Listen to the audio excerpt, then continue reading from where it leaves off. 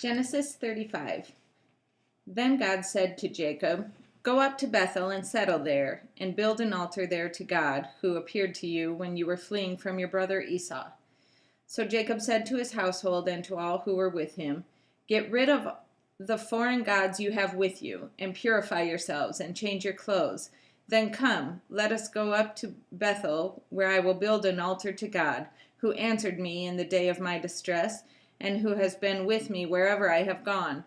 So they gave Jacob all the foreign gods they had, and the rings in their ears, and Jacob buried them under the oak at Shechem. Then they set out, and the terror of God fell upon the towns all around them, so that no one pursued them. Jacob and all the people with him came to Luz, L-U-Z, that is Bethel, in the land of Canaan. There he built an altar, and he called the place El Bethel, because it was there that God revealed himself to him when he was fleeing from his brother. Now Deborah, Rebekah's nurse, died and was buried under the oak below Bethel, so it was named Allon Bacuth.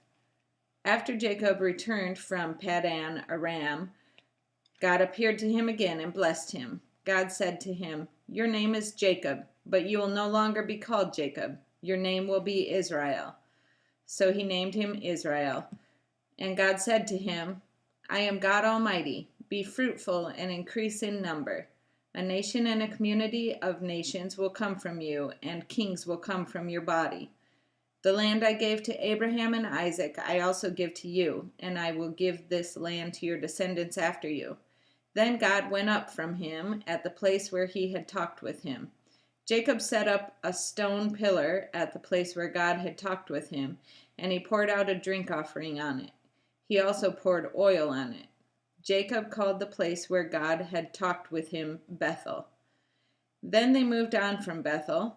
While they were still some distance from Ephrath, Rachel began to give birth and had great difficulty.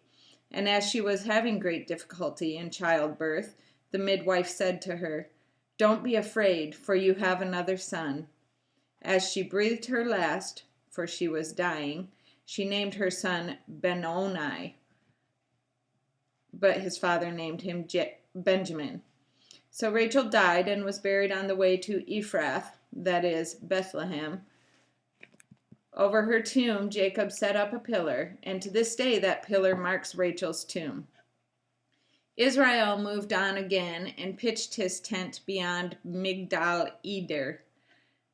While Israel was living in that region, Reuben went in and slept with his father's concubine Bilhah, and Israel heard of it.